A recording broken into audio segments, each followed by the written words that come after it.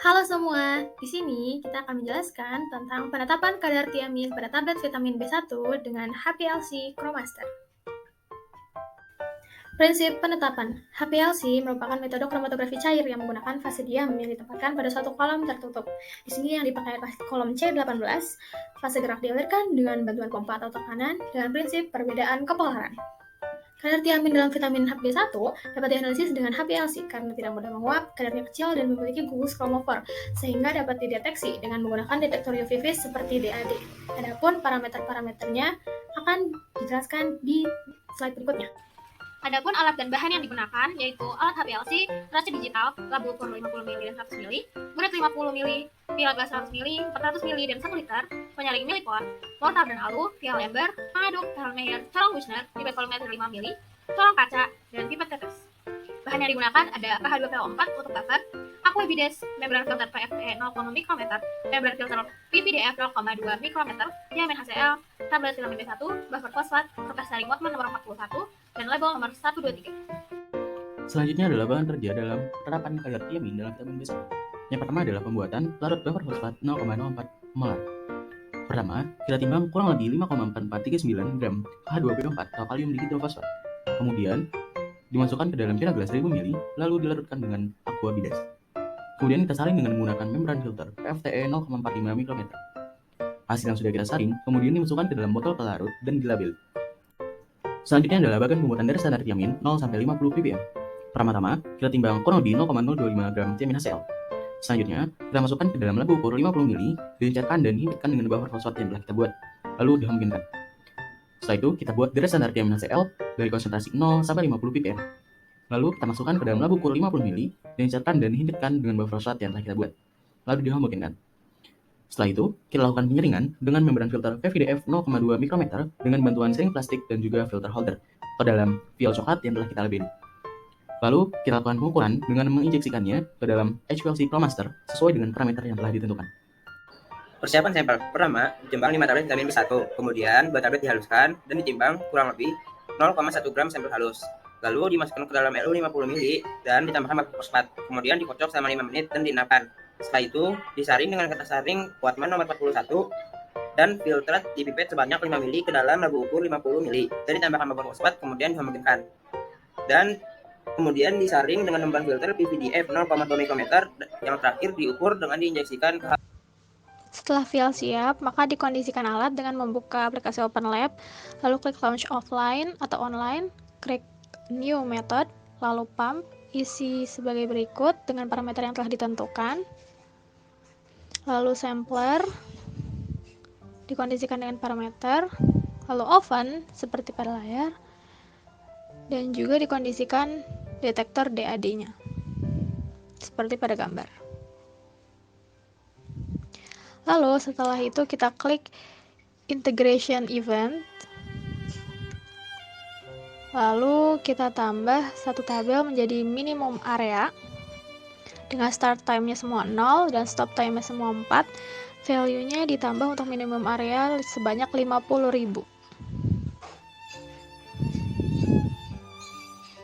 Lalu kita uncheck list di tabel bawahnya, lalu kita klik report, klik kanan, lalu klik standar report, di open, lalu ganti nama, selanjutnya kita klik file save method, disimpan pada file yang telah ditentukan.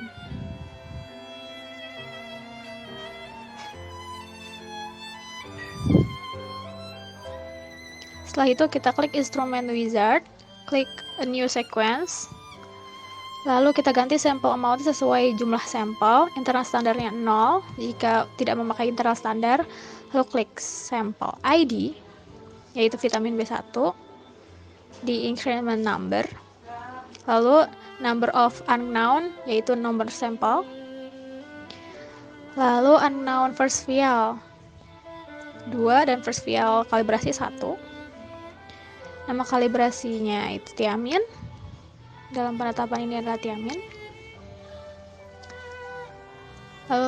Lalu tidak perlu di increment number. Lalu klik kalibrasi 1 karena sikal standar. Klik finish. lalu akan muncul seperti berikut. Sampelnya bisa diganti, lalu kita klik Save Sequence di file yang telah ditentukan.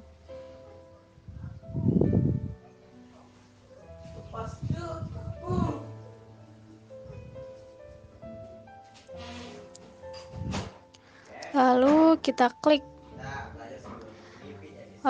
Control di Preview Run. Preview Run dilakukan setelah metode dan sequence selesai disimpan. Lalu dikondisikan selama 15 menit untuk pengguna alat yang pertama. Tujuannya adalah untuk memastikan dia sudah mencapai baseline. Lalu setelah sudah, kita stop, lalu kita klik sequence run. Lalu diklik submit. Jika sudah, kita klik submit untuk running standar dan sampel.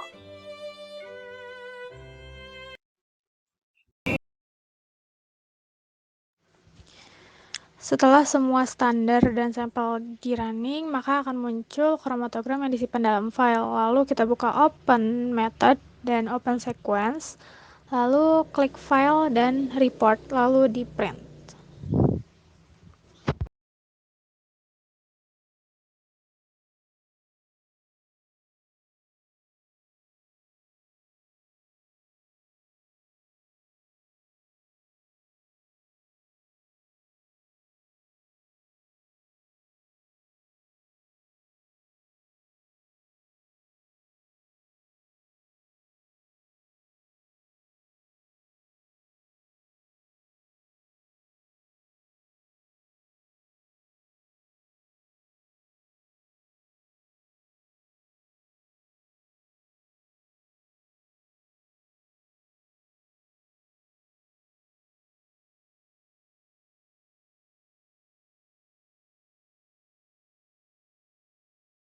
Berikut ini merupakan data hasil pengamatan yang telah dilakukan yang meliputi data penimbangan dan data pengukuran pada HPLC.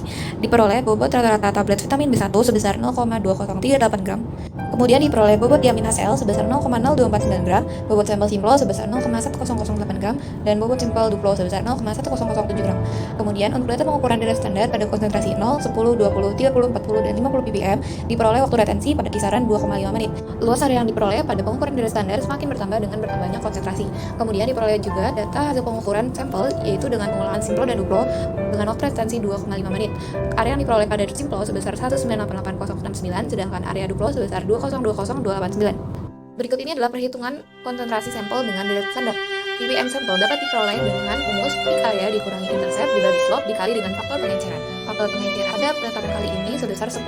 Contohnya pada sampel simplo di mana diperoleh area 1988009 dikurangi dengan belangko 486382, lalu dikurangi dengan intercept 1500370 dan dibagi dengan slope 8881 lalu dikali ST sebesar 10 sehingga diperoleh simpel sebesar 152,04 ppm. Diperoleh pula duplo dengan rumus yang sama sebesar 155,66 ppm.